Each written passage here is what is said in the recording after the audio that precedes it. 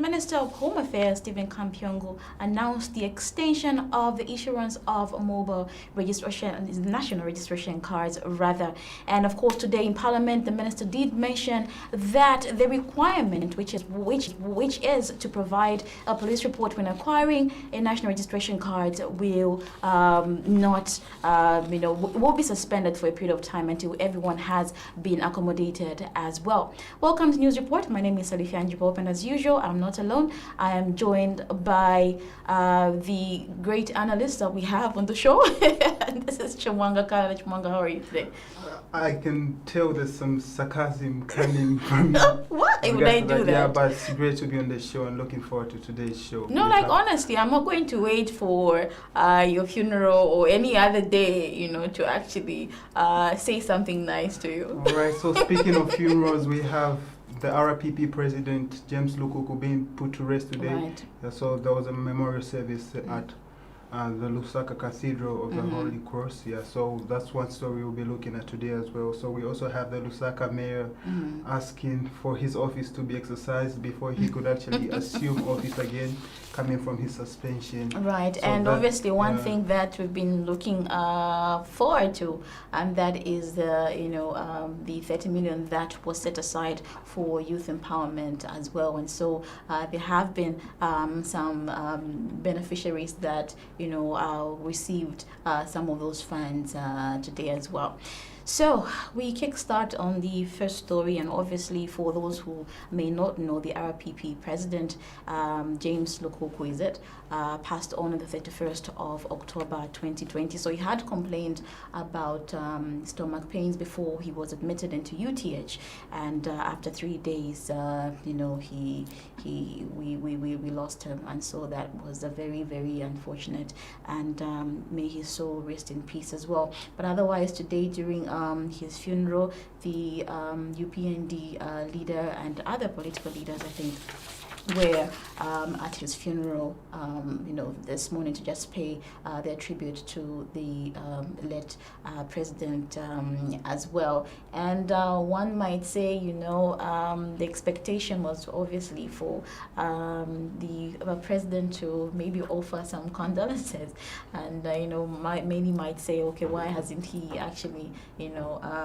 said anything in this regard? Yes, so I believe it could have been nice if the president actually offered some words of condolences or something like that. But then again, it has to be sincere, and if he has to say something, he has to really mean it. So I believe even the silence is okay, as long as he doesn't say things that he doesn't mean just for the sole purpose of saying them. But I believe on the death of Mr. Lukuku, it was very unfortunate and untimely. Nobody expected that, nobody saw it coming, and just the fact that he died after a short illness, I think just makes things very worse. Like, it just came out of nowhere and got boom, he's no more. Yeah. It was like a sudden death, so to speak. Yeah, definitely. So in his tribute to Mr. Lukuku, President Hichilema described the death of Mr. Lukuku as a great loss to the nation, adding that the late RPP leader stood for just and fair and inclusive society as well. So he's one of the people that was very, very vocal on the platform to just bring about issues that were surrounding the country as well. Yeah, definitely very vocal and fearless.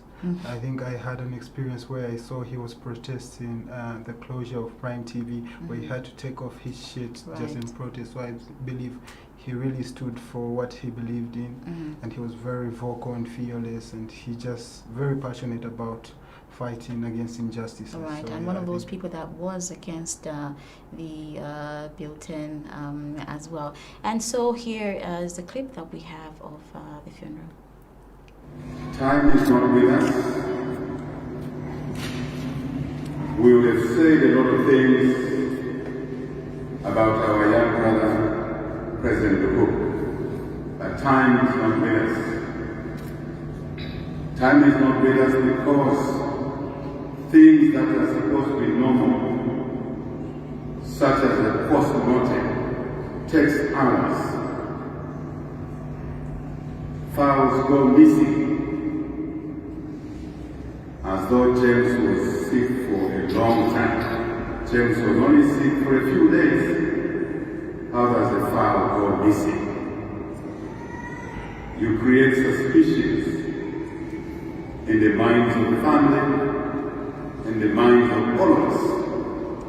But it's a demonstration of the breakdown in system, the breakdown in institutions, leading to, if you like, absence of fairness and justice to citizens of our country. This is what President Bweupe was fighting against, such as what happened this morning.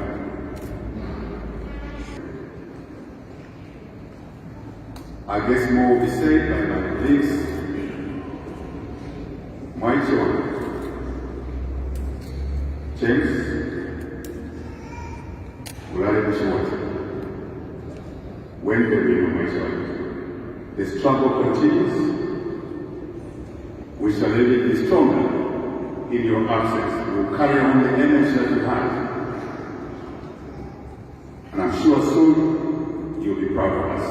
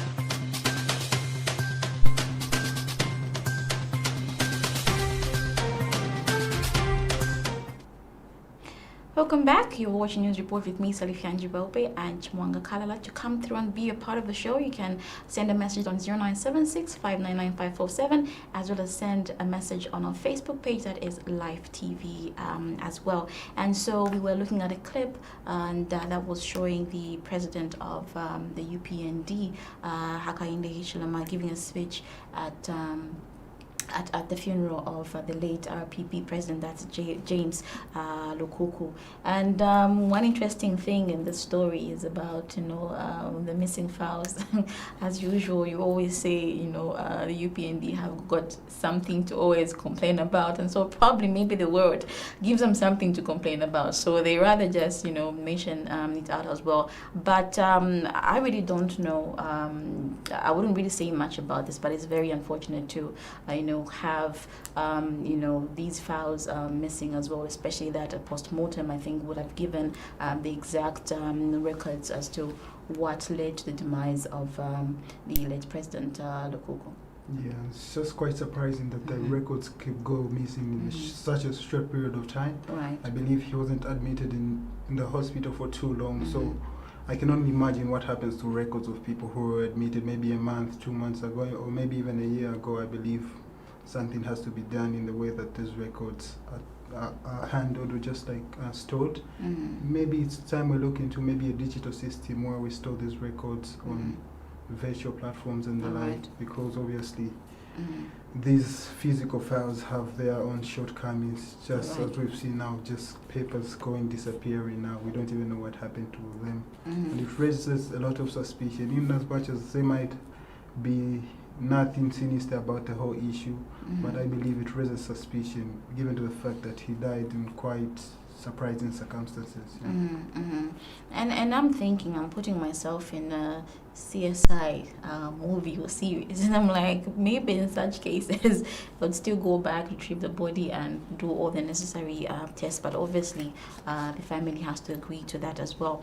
How can the hospital be sued in this case? Because when you mention, issues to do with going digital, one of the local clinics I think that I went to has started to do that just for the names. I don't know about every other treatment they give you or what disease or anything that they might find wrong with you. But looking at the private hospitals, that is something that they're already doing as well, and it's always been my desire to see public hospitals and clinics also move towards the digital way of keeping medical records as well. Definitely, I believe that's the way to go, and I think most of these government institutions should begin to catch up. I believe it's not too much work. I believe this can be set up in no time and with minimal resources. So I believe it's just important that we adapt to this. Right. The information is power, so we need these records are very important information. I think even if you have a new patient, you're just trying to track their health records and I think it's very important that you track health records and just see like what has this person been infected with or affected with just in the prior years. I think that information is very important when it comes to handling health issues. And with the way that the world has evolved also, everything is being saved on the cloud, so the same way I think could be done with some of these records as well. Of course, not everyone can have access, but if you are, the patient, think you are entitled to having these records with you as well. Just in case you move to a different town or move to a different country, it's easy to just track your medical record as well. And so in our next story, we did mention when we started that after the 90 day of suspension, finally the mayor of Lusaka and Kitwe have gone back to work. But one interesting thing is that the mayor of Lusaka requested that the office should be prayed for before he, begins to do his work as well. So I believe it's quite as bizarre as much as it is interesting. I don't think there's any need to shut down on his beliefs. I think he's entitled to having his beliefs, but personally I thought it was quite bizarre. And just he said that it was from advice from his family members who told him that the office should be prayed for, and he actually went out to get a chaplain to actually pray in the office and just give him some spiritual advice. Right. So I think that's his personal decision, and it doesn't harm anyone. So. Right. And one thing about the mayor, I think over a period of time, there are certain things that he will do and people will just laugh at. But there's a certain character and charisma that I've seen with the mayor as well, and obviously us being a Christian nation as well, I think it's very important to actually put God first. Maybe the way that it came out on social media, everyone just seems to have gotten it all twisted, but it's very important to actually acknowledge that the place you're sitting at did not just happen, and probably you need protection from many evil spirits that may try to haunt you and the family as well. Believe you me, I have worked in environments where witchcraft is very real. I have been, found with people that I've talked to, and they have said, what, this or that happened, and I've had a tiny experience as well. I may have ignored it and thought, oh, maybe this is just happening, but you never know. So never really take things for granted as well. So whether people make fun of that or not, I think according to his beliefs, I think that if it's right by him and his family, we will respect him for that decision as well. So I know you don't have anything else to add on this one because you just continue making fun of it. So we'll take a break and we'll come back after this.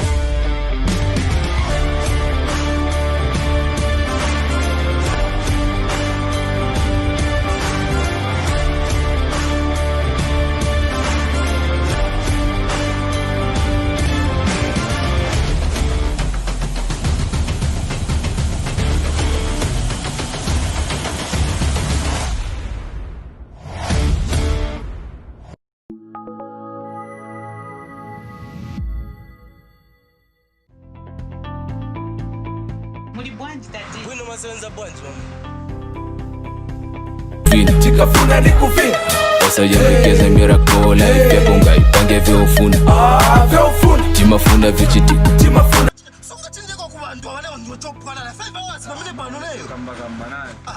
That is why you need to get an e-talk card, sir. It is faster and easier. The e-tolling card is a National Road Fund agency card. So all you have to do is just credit it in Dalama and you'll be able to use it but get Monga Paniso. To avoid the inconveniences, so you have to start looking for a 20 Introducing the electronic toll card. It's easier, faster, and secure. Access the e-toll cards from all toll gates across the country or the agency's head office in Lusaka at only 30 kwacha. This message is brought to you by the National Road Fund Agency, a sustainable road fund.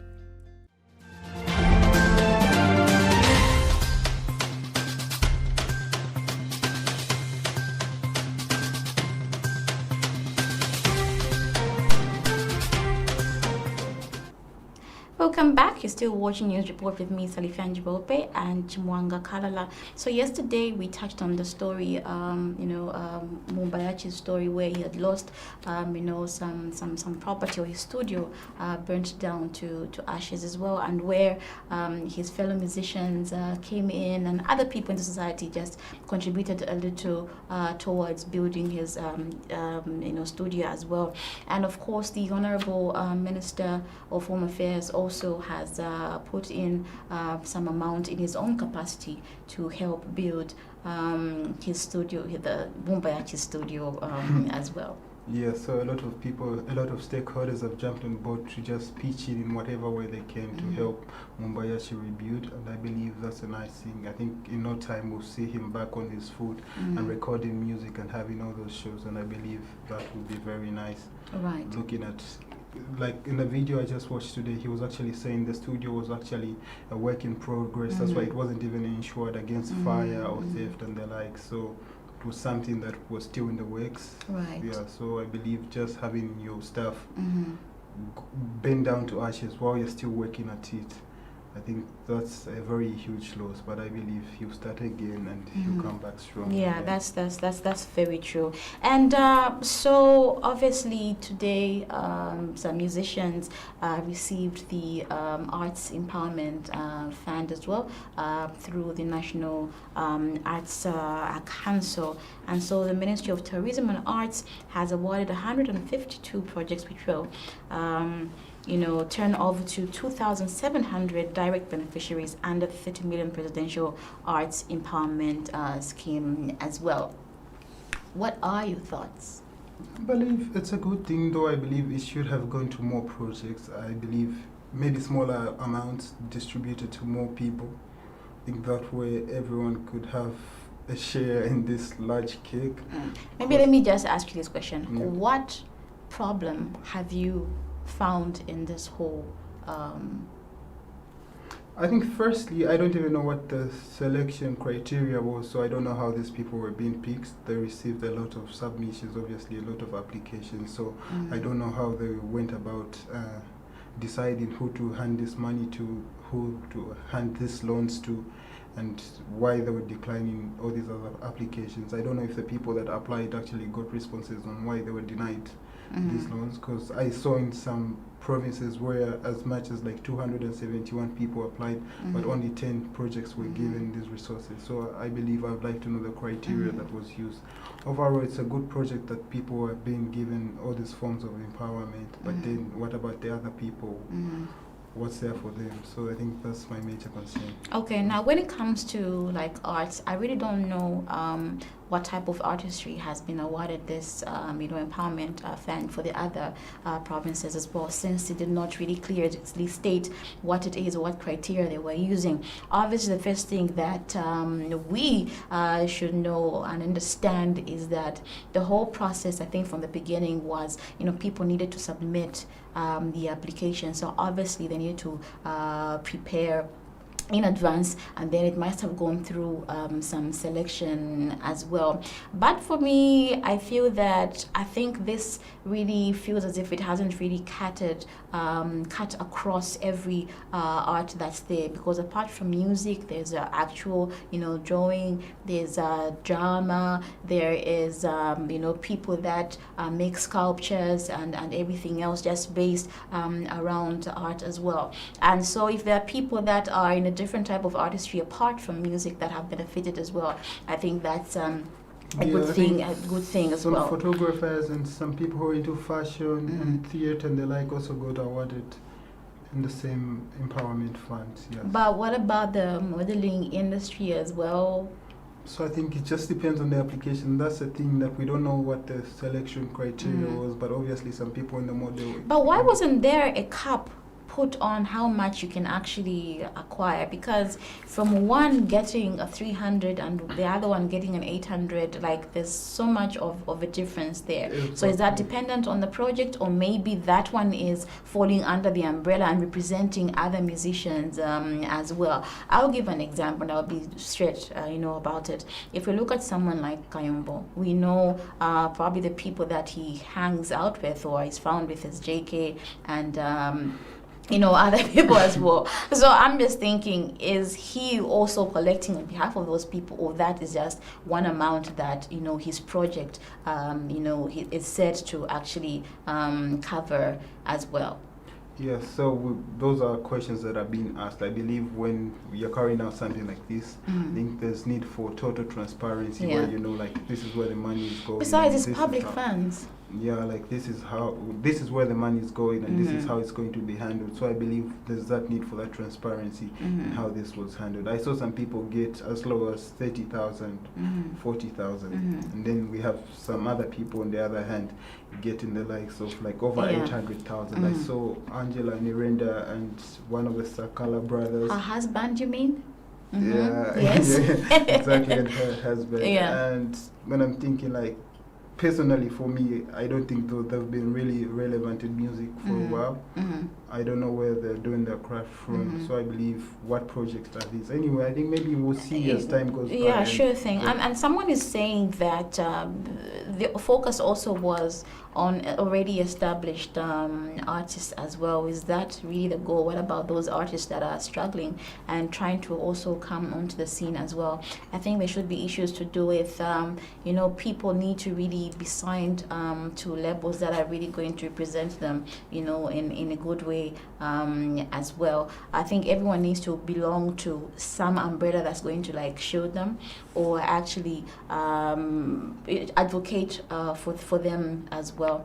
I think when it comes to being an artist, people need to really not be too comfortable, but do things that are outside the box as well, and just have a production company, or a promoter come to you and say, we want to actually manage your music as well. It's that good. So maybe people now will open their eyes and they'll start seeing things more clearly as well. Now, when it comes to like management of resources, we don't know how many of these beneficiaries are actually also people that have got management skills when it comes to money as well. Yes, the gesture has been done. People have been given money as well, but what really are they going to venture into? And if it's going to be a loan, what period of time are they going to pay back that money? Or will it be some grant that will just be,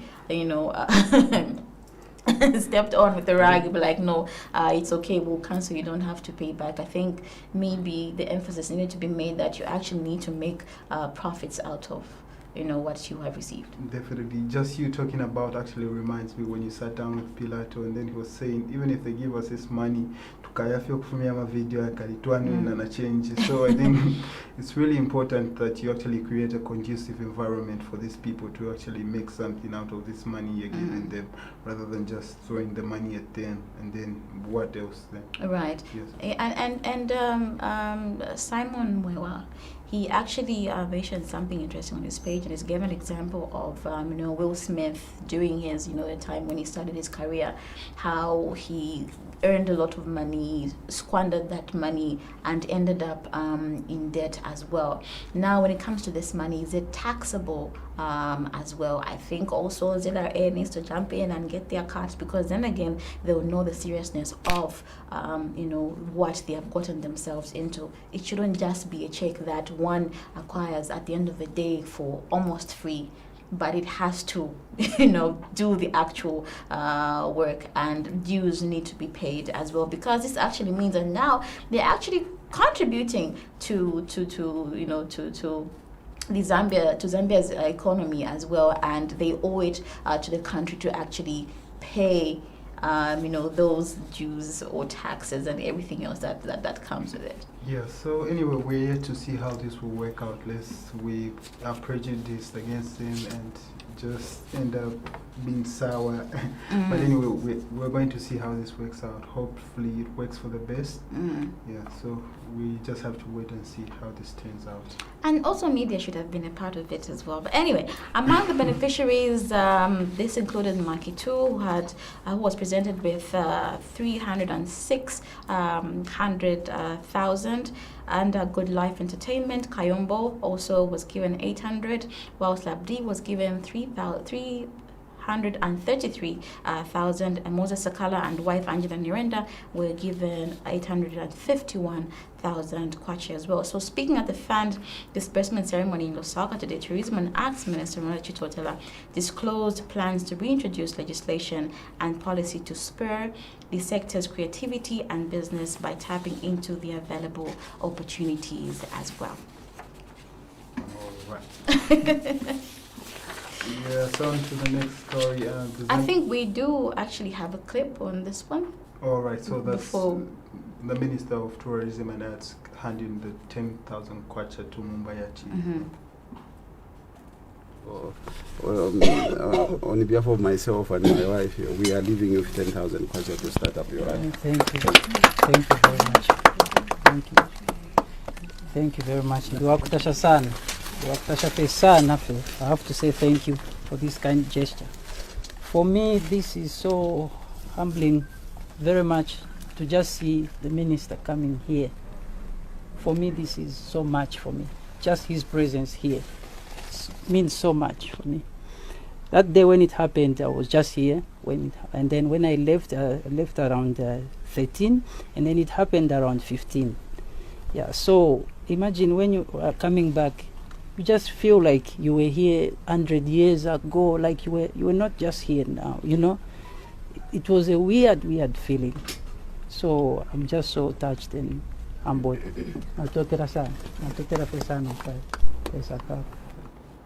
So may I mention that Honorable Rona Chitotela, in his personal capacity, gave the musician Mumbayachi a 10,000 kwacha to cushion his loss after his studio was set ablaze and gutted into ashes. Yeah. So from personal capacity, from the top. Just from right, the pockets. Yeah, very So he's even instructed people at his ministry to figure out modalities on how they can help Mumbayachi recover from the loss. Yeah. And I hope after this, like, his studio just turns into a big production house as well. I mean, to really be gifted like this, it's not something small. It's probably God having something greater, to give to you as well. And obviously for others to also, just grow and appreciate, the steps that have been taken to just put you back into the place where you ought to be, and more as well. Yeah. So more power to him on that. All right. So in the next story, the Zambia police is set to introduce random road patrols. This is to curb what they've termed as a road nuisance. So they've warned bus drivers who have a tendency of picking up passengers from undesignated areas to stop that. So this is why they'll be launching the patrols. Yeah.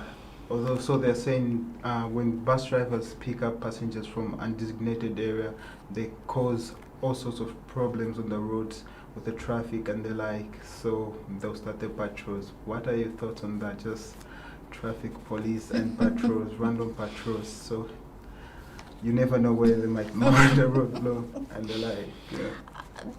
does it mean that if I'm on the road and traffic police is also on the road trying to look for these buses that are stopping at undesignated bus stops as well, that probably it's just a caution, I think, to every person out there to also just be cautious about maybe how they're driving and how they're just carrying themselves out on the road as well. I don't know what I think. But anyway, there are times when it seems to be an inconvenience to really have bus drivers. If you're running late, you're going for work, and they keep on stopping at every junction, I think, then it just takes away the time that you could spend, probably reflecting or just going through the possible interview questions that you might get to respond to, or where you are rushing to work as well. It has been an inconvenience also. But at the end of the day, I think there has to be some order on the road, and everyone has to adhere to the guidelines and regulations that are on the road as well. I mean, no one is above the law, and so if it means that the police have to step in and do the needful, then let that be so as well. I just hope that in this regard, that the bus drivers as well would just adhere to this particular patrol that has been reintroduced on the roads as well. And we definitely hope that there will be no need to corrupt anyone or to pay anyone to get out of a situation. Yeah, all right. Yeah, so I think bus drivers have been are known for being notorious on the road. Like, they just have their own way of doing things. Yeah.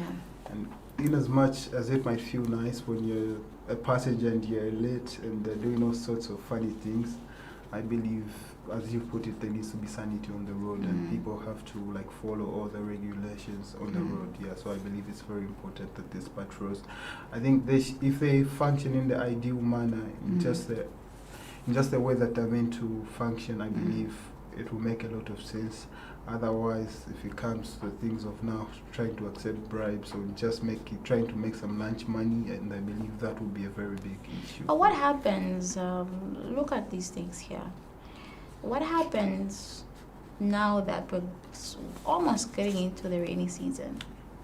You need to get on a bus to go from one place to another, and a bus is passing. And probably you don't live, closer to a bus station. Then what happens? The bus drivers just have to bypass you and not really, get you from whichever point. That's a tricky one. That's for bus drivers to answer. I think what was called. Even just from a commuter side, we need to remember that it's not just the bus drivers, but also we are responsible as commuters as well, as passengers as well. So what is our role? The only reason why things exceed or go beyond, control is because we encourage that. We don't say no, or we don't say yes, this is a good move. We are quick to condemn before we actually see how this thing could actually turn out as well.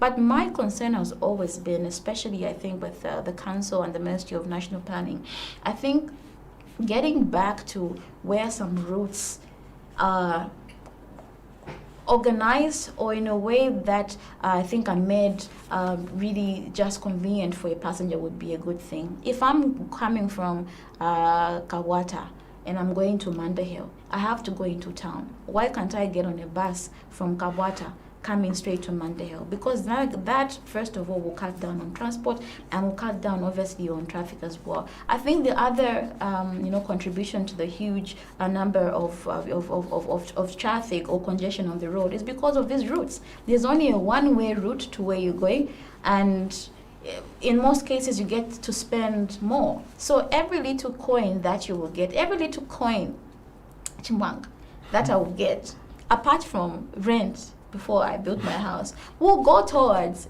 transport as well. And transport now is not cheap because the dollar has gone up. Obviously, expectation now is fuel prices going up as well. And God forbid that these fuel prices should go up anymore, because people will suffer.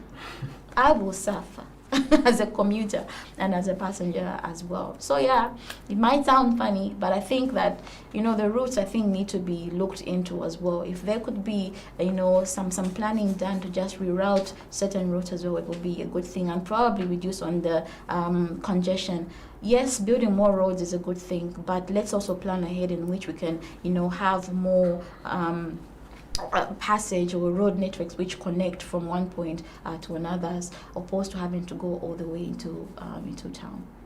Right, that's a very spirited argument that makes a lot of sense. I think you should consider writing that down and putting it in a suggestion box at the Ministry of maybe Transport and Communications. We have that.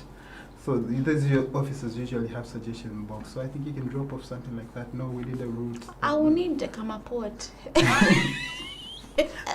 My ideas will not be for free. No. You'll be awarded for being a very responsible citizen. Right. Who wants what's best for the country. Yeah. So I think you should really consider that. I actually look forward to that. And so the minister has observed that the minibus drivers are in the habit of stopping at designated places, which he says causes congestion, especially on Great East Road, Arcades bus stop, with the newly built flyover bridge as well. Sally has already provided one potential solution to this decongestion, and I hope that the ministry responsible is going to look into that as well. And so on this particular note, we'll just go through the stories that made headlines before we go. Chimwanga. All right, so we have the Zambia police planning to reintroduce random patrols on the road. Mm-hmm. That's to curb road nuisance. And we had the mayor exercising his office, and the 30 million Kwacha Artist Empowerment Fund being dispersed. We saw Market 2, Slap D and the like get handed their checks. We also have HH describing the loss of the RPP president, James Lukuku, as a great loss. Right. Okay, so thank you so much, Chimwanga. And so join us again on Thursday at the same time. This has been Salifyanji, Bweupe and Chimwanga Kalala, and on behalf of the entire production crew who makes this show possible, we'd like to say good evening, thank you, and God bless, and continue watching Live TV.